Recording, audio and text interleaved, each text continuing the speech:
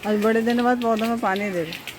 हाँ, इधर के ना पत्तों पे ज़्यादा पानी जाता नहीं ना, ये पन्नी लगा दी हमने। हाँ, तो मैंने कहा चल अब 2-4 दिन धूप भी तो निकली हुई थी। हाँ, पत्ते 2-4 दिन नहीं, हफ्ता ही हो गया। हाँ सही बात, थोड़ी थोड़ी सी हो रही थी बस। इधर गमले में पौधे लगाए थे, वो ध्यान नहीं दे रहा मानसून के चक्कर में। तो डेयरी को नहलाने के चक्कर में डाल रहा हूँ मैं थोड़ा सा।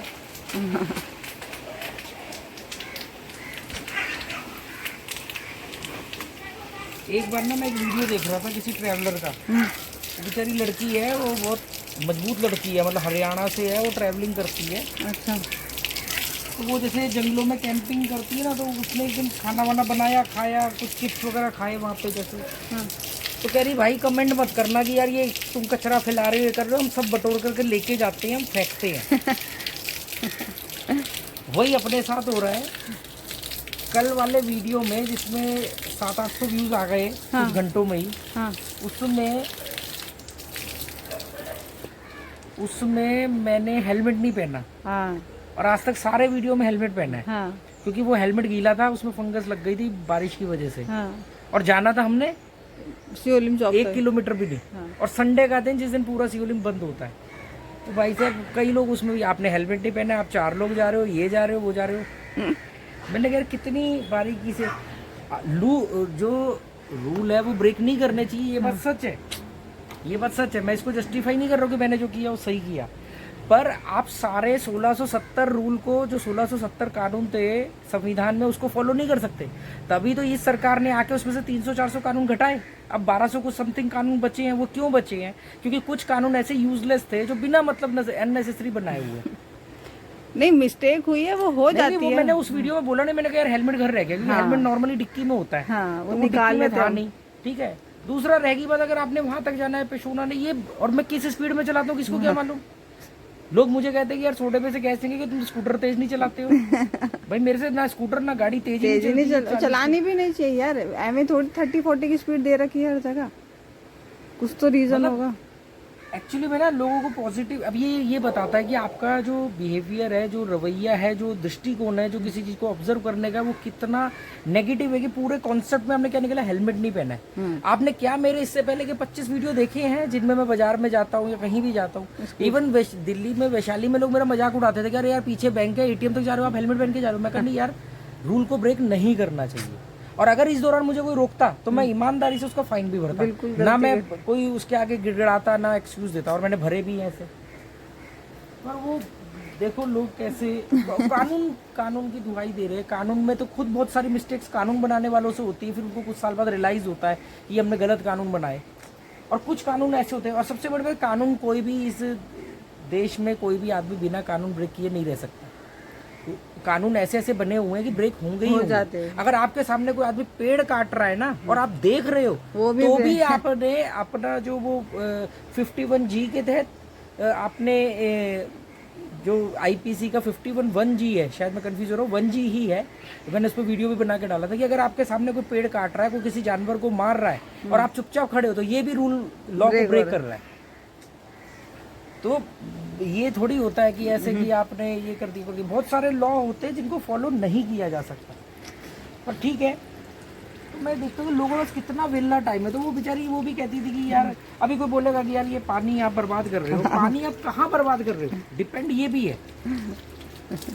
अब ये पानी गंदा आ रहा है, अब जब तक हम इसको चलाएंगे नहीं, साफ पानी नहीं आएगा, हम पीने का नहीं भर सकते, तो हमें इसको चलाना ही पड़ेगा। अगर हम इसको बंद करके रखेंगे तो शाम को भी चलाएंगे तो भी गंदा पानी आएगा। पहले आपको चलाना ही पड़ेगा। वो लाइन ना बिल्कुल सही है। कुछ तो लोग कहेंगे, लोगों को काम है कहना। नहीं, पर हमें जवाब क्या होता है, मैं मालूम क्यों जवाब देता हूँ। लोग मुझे बोलते हैं कि आप इनको इग्नोर करो। मैं जवाब इसलिए देता हूँ, इससे ये फायदा हो जाता है कि इसमें 1-2 लोग होते हैं जो बदलाव चाहते हैं, पर उनको एक पॉइंट नहीं मिल रहा होता है। तो वो लोग बदल जाते हैं। बहुत सारे लोग हैं जो मुझे बड़ा क्रिटिसाइज करते थे, गालियाँ देते थे, और आज वो मतलब मेरी तारीफ करते, मेरे वीडियो देखते हैं। बहुत सारे लोग ऐसे हैं।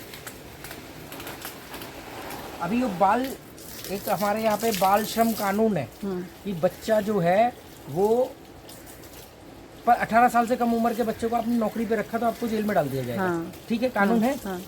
अब सोचो कि किसी का बाप शराबी है, बाप मर गया, बाप जुआरी है, कुछ भी एक्सपाइजेड है, उसके घर में कोई कमाने खाने वाला नहीं है, और बच्चा माँ छोटा है। बीमार है, कुछ भी है, तो वो बच्चा क्या करेगा? वो अगर बच्चा 12-13 साल का, 14 साल का, पहले वो बच्चा क्या करता था, किसी ढाबे वगैरह में, किसी चाय की दुकान पे नौकरी करके काम चला लेता था। हाँ। पर अब कानून बन गया कि अगर इसको किसी ने नौकरी पे रखा तो उसको पनिशमेंट, मतलब लॉ ब्रेक कर रहा है वो। ठीक है जी, लगता भी सही है, क्योंकि इसके पीछे होगा कि जो बाल मजदूरी हो रही थी, हाँ, वो जो जबरदस्ती बाल मजदूरी हो रही थी, उसको रोका जाए।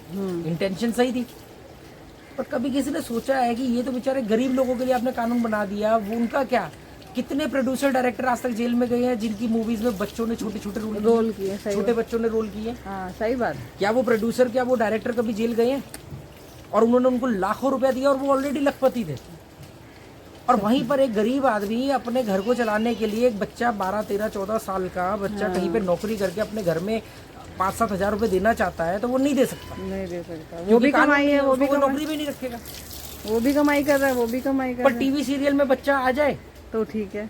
वो ठीक है, मूवीज में बच्चा आ जाए तो वो ठीक है। हाँ, तो इसका मतलब ये नहीं कि जिन्होंने बनाया उन्होंने इस बात को सोचा नहीं होगा। ऊपर बाल मजदूरी को रोकने के लिए ये बनाया, पर इसमें हमें बहुत सारे वेरिएशन रखने पड़ेंगे कि कौन आदमी किस हालात में वो कर रहा है। ऐसे नहीं कि लॉ बन गया तो लॉ, बहुत सारे एक भी आदमी हिंदुस्तान में नहीं है जो लॉ ब्रेक किए बगैर रह ही नहीं सकता। बहुत सारे लॉ तो अपने एक दूसरे के अगेंस्ट है। तुझे मालूम है, हमने पानी की फैक्ट्री लगाई थी, हमने कहा मैं पूरा का पूरा 25 लाख रुपए का लॉस उठा लिया सिर्फ कानून फॉलो करने के चक्कर में। हाँ, क्या ISI मार्ट चलानी, जबकि मेरे आसपास लोग नॉन ISI चला के लाखों रुपए छाप रहे थे। मैं कहा नहीं, मैं तो ISI लाइसेंस लूंगा BIS से, ब्यूरो ऑफ इंडियन स्टैंडर्ड से, और मैं फैक्ट्री लगाऊंगा। 6 महीने लगाए उन्होंने मुझे लाइसेंस देने में। उस 6 महीने में 22,000 रुपये महीना मैंने फैक्ट्री का किराया भरा, बंद फैक्ट्री का, क्योंकि चलानी नहीं थी तो लाइसेंस आने का। मुझे मेरे दोस्तों ने समझाया कि भाई चला ले, भर ले पानी, जब लाइसेंस आएगा आता रहेगा। मैंने कहा नहीं। और प्लस जो लोन लिया हुआ था उसकी 19,612 रुपये की EMI भरी।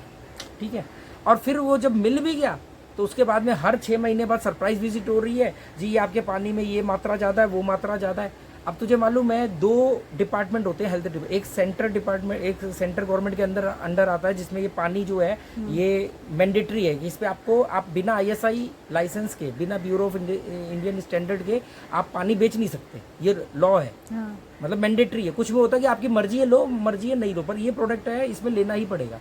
वो कहते हैं पानी में क्लोरीन नहीं होना चाहिए। ठीक है, जिस भी स्टेट में आप जब कोई भी खाने पीने की चीज़ बनाओगे तो वो स्टेट का जो हेल्थ डिपार्टमेंट है उससे भी आपको एक लाइसेंस लेना पड़ता है। मेरी फैक्ट्री साहिबाबाद में थी तो मुझे वो लाइसेंस मिलना था लखनऊ से। हाँ, वो कहते हैं बिना क्लोरीन के आप पानी नहीं बेच सकते, पीने का पानी में क्लोरीन होना बहुत जरूरी है। अब एक ही देश में एक ही फैक्ट्री 2 अलग अलग लॉ को कैसे फॉलो कर सकती है? तो क्या होता था, उधर से हमें ISI लाइसेंस मिला हुआ था BIS का, और इधर से हमारे कुछ पैसे जाते थे। 200 रुपये की किट आती थी जिसमें वो सैंपल कलेक्ट करके लखनऊ भेजते थे। 15 दिन बाद वहाँ से रिपोर्ट आती थी कि पानी में क्लोरीन है, जबकि RO के अंदर क्लोरीन कहाँ से आएगा, कौन डोज करेगा उसमें? तो ये देखो, अब हमें वो उसको मालूम था किसको मैनेज कर सकते हैं यार। ISI वाला का लाइसेंस जो स्ट्रिक्ट रूल है, चलो जी, और महंगा है तो इसको फॉलो करो, इसको मैनेज करो। और ये हमें लॉ सिखा रहे हैं। ग्राउंड पे उतरो तो सही, ग्राउंड पे उतरो तो सही। अब एक बच्चे का मान लो बाप नहीं है और उसकी माँ बीमार है, या उसको घर चलाने के लिए उसको कोई आदमी 10-12 हज़ार रुपये का काम देना चाहता है, वो नहीं कर सकता। और वहीं पर एक करोड़पति का बच्चा या लखपति का बच्चा टीवी में आता है, फिल्मों में आता है, स्टार बनता है, उसको ये कुछ भी कह देंगे। क्या वो स्किल डेवलपमेंट के लिए आ रहा है? सही बात। क्या वो चार्ज नहीं ले रहा है? क्या उसके माँ बाप उससे पैसा नहीं कमा रहे हैं? चीटी यहाँ की मकड़ी चल रही। क्या उसके माँ बाप पैसा नहीं कमा रहे हैं क्या?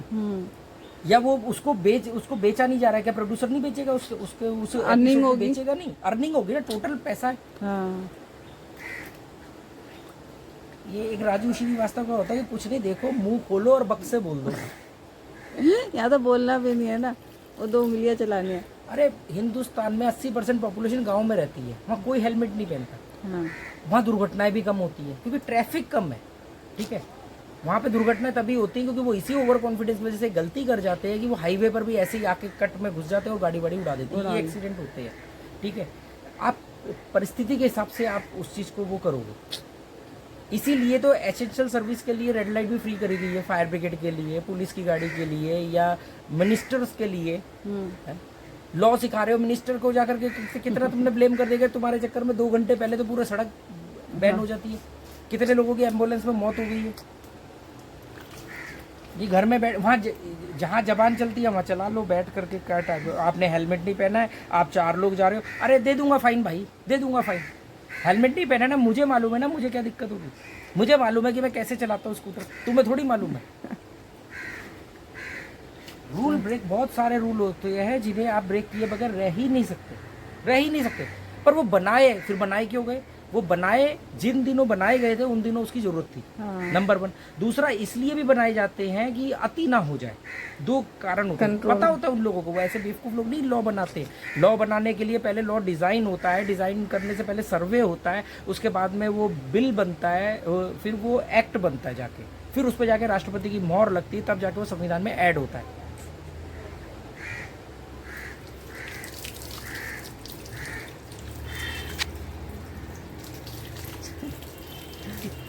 कितने लोगों को पुलिस उठा लेती है शक के आधार पे, फिर बाद में कोर्ट उनको बरी कर देता है। हाँ। कितने लोगों को मुआवजा मिलता है, कितने लोग जाके पुलिस का जाकर के मानहानि का दावा करते हैं, वो तो बैठे बैठे फंस गए। चलो इसको पानी को बंद करवा दो, अभी साफ तो आ नहीं रहा। ओके।